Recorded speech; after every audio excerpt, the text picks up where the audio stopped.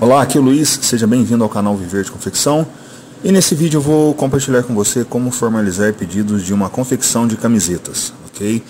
E esse título foi sugerido por um inscrito aqui no canal que deixou nos comentários. Ele deixou lá um relato e eu estarei então passando essas informações porque eu acho que vai ajudar não só ele, como também todos os inscritos aqui no canal. Lembrando que é sempre importante você deixar o seu comentário, porque o seu comentário pode gerar vídeos como esse. Deixar o seu like também, porque ajuda no canal, e se inscrever no canal. E quero convidar você também a se tornar membro do canal, pois assim você receberá conteúdos exclusivos. Então vamos, sem mais delongas, vou passar aqui para você então como fazer isso, como formalizar pedidos de uma confecção de camisetas.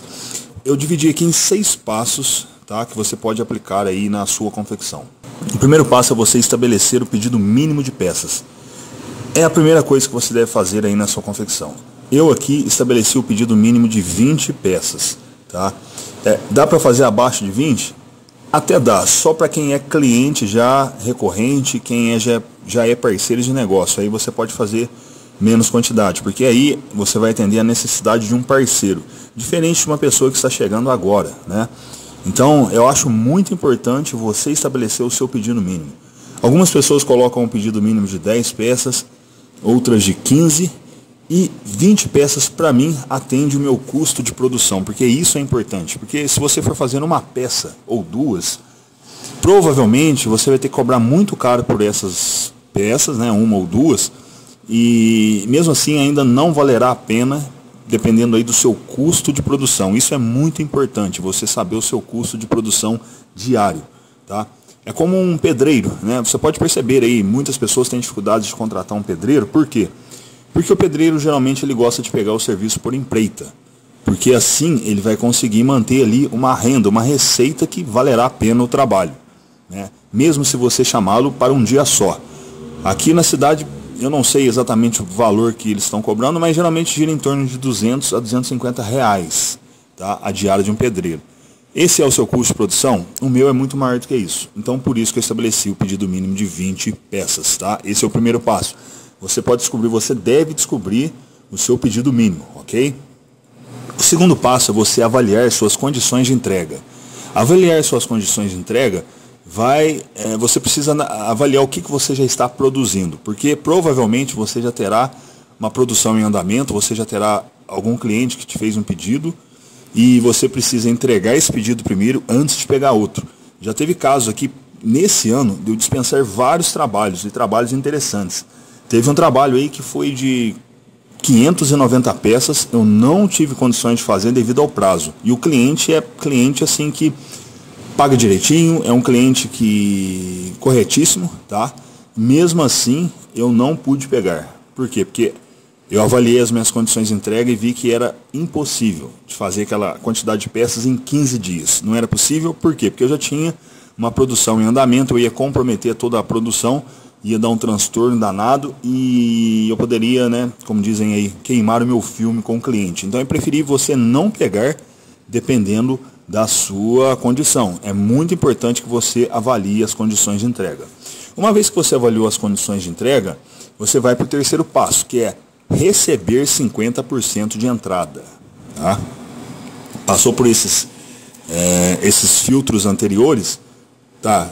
Isso aqui é um funil de venda, tá? Que você está fazendo. Estou passando aqui para você uma informação importantíssima, que é um método quase que infalível de você realmente conseguir aí gerenciar, né, esse funil de vendas, porque no final das contas o que nós estamos fazendo é uma venda, né? Uma venda que existe produção. É um pouco mais complexo, mas essa parte, esse funil, ele precisa ser dessa forma.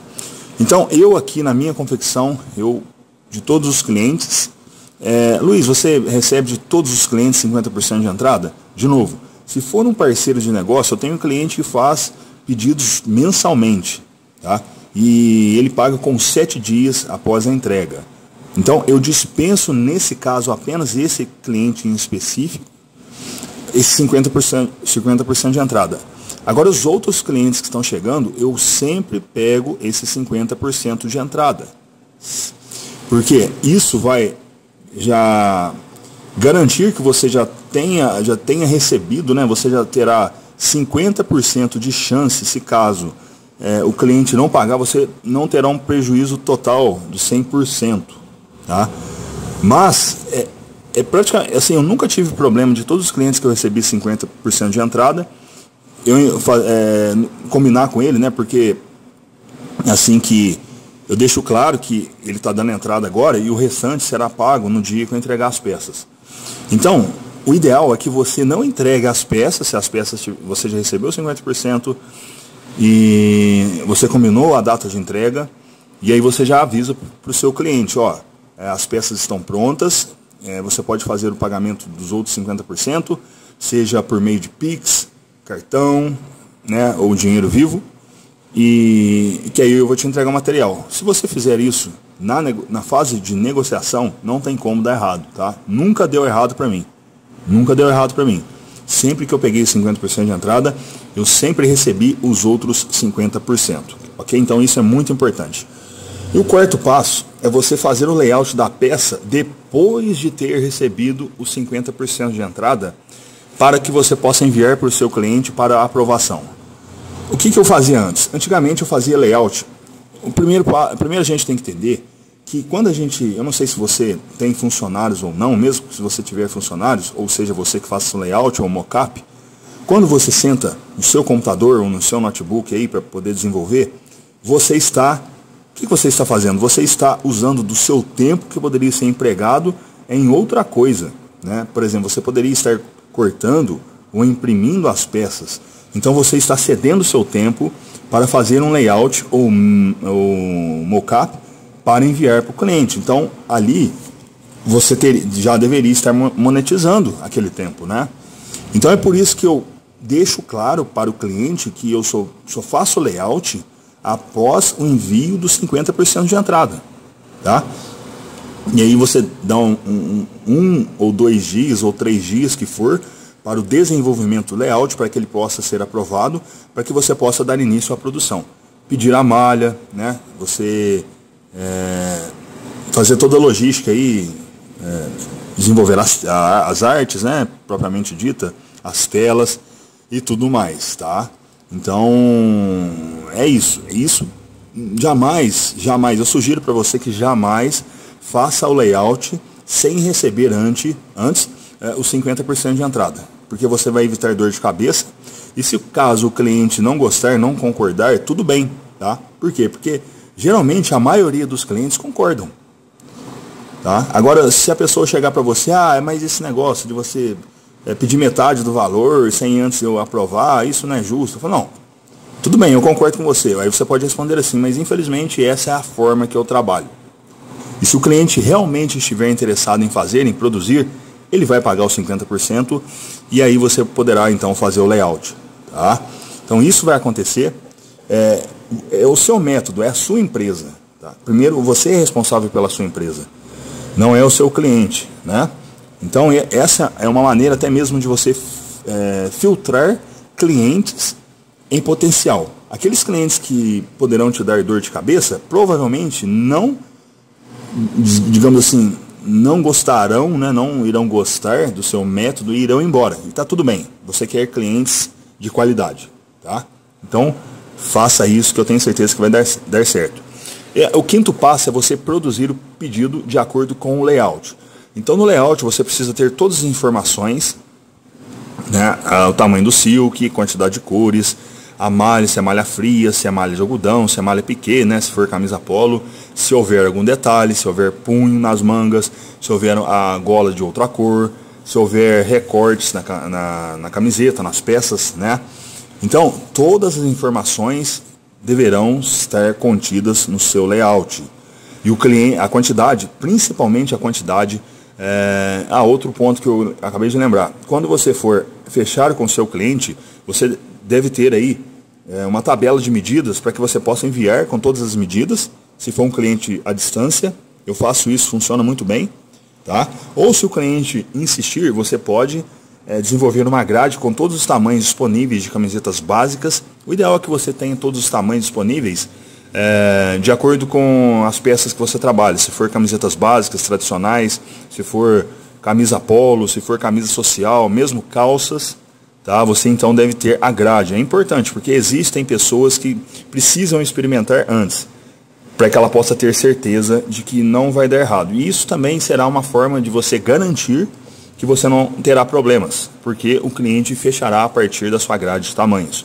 Agora, se você não tiver grades, uma grade de tamanho, né? Se você não tiver as peças prontas, você pode desenvolver aí uma tabela com todas as medidas para que você possa enviar para o seu cliente, tá? Desde o tamanho de 2 anos até o tamanho extra GG, tamanho especial, ou tamanho especial. Isso é muito importante, tá? Então você precisa produzir o seu pedido de acordo com o layout.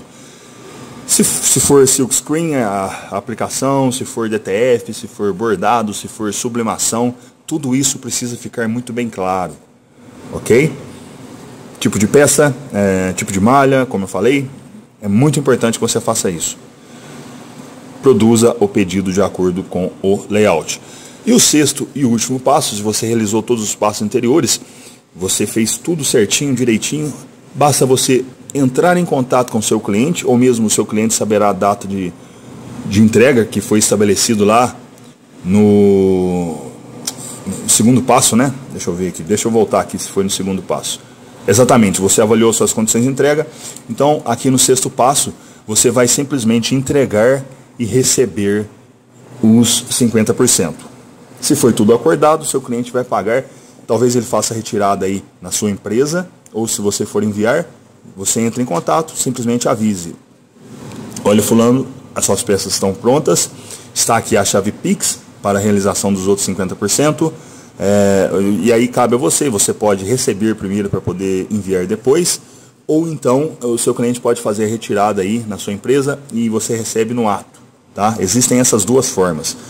Se você enviar, dependendo da credibilidade do seu cliente, você pode enviar também e ele vai pagar, né? Se ele for cliente de boa intenção, vai fazer isso. Mas enfim, o ideal é sempre você receber antes e enviar depois, tá? Isso é muito importante. E tem um passo aqui que eu acabei de lembrar agora de um sétimo passo, que é justamente você. Eu vou até, quem sabe faz ao vivo, né? Eu acabei de lembrar. Aqui, no segundo passo, vamos voltar aqui. No primeiro passo, deixa eu ver, primeiro não, segundo, terceiro, 50% de entrada. Ok, pode acontecer aqui nesse terceiro passo de for uma empresa, né, que tem a política de pagar com 30 ou 60 dias. E aí, como você vai fazer nesse caso? Tá? Eu estou aqui com uma empresa grande, a política é um cliente em potencial e ele não tem essa política de realizar 50% de entrada. Nesse caso, o que você pode fazer? Você pode entrar no site do Serasa Experience, pegar o CNPJ do seu cliente e fazer uma consulta do CNPJ, tá? Para que você possa ver como está o score dele de acordo com o Serasa. Inclusive, ano passado eu tive essa situação. Eu fico localizado em Minas Gerais e esse cliente é de São Paulo, tá? E ele viu o meu trabalho, viu o trabalho realizado através de um outro cliente que eu tenho de mais de 12 anos, gostou do trabalho e ele simplesmente passou as condições dele, que seria de 30, 60 dias, o pagamento dele, o faturamento após a entrega, né? E como agir nessa situação? Bem, o que eu fiz? Fiz exatamente isso. Eu paguei uma consulta, você tem lá as condições de Serasa, você pode pagar a consulta avulsa, eu acho que foi R$35 apenas. Eu fiz a consulta do CNPJ e apareceu para mim todas as informações desse cliente. É um cliente que nunca teve problemas, tá? Nessa questão aí de faturamento, né? De estar negativo e tudo mais, porque se houver algum problema, o Serasa vai apresentar para você, tá? Se for um cliente inadimplente, será acusado inevitavelmente no Serasa e isso será uma informação valiosa para você. Luiz, mas eu vou perder R$35. Aí depende de você avaliar aí o pedido, o tamanho do pedido. Se for uma coisa que vale a pena, antes você perder R$35 do que você perder, sei lá, R$5.000 ou R$10.000, tá? E isso também é uma forma de você garantir que esse cliente não irá te dar problema. Então, isso pode acontecer em casos de exceção, tá? Eu lembrei disso agora no final do vídeo, mas ainda bem que eu lembrei e trouxe aqui. Mas essas são as dicas principais, tá?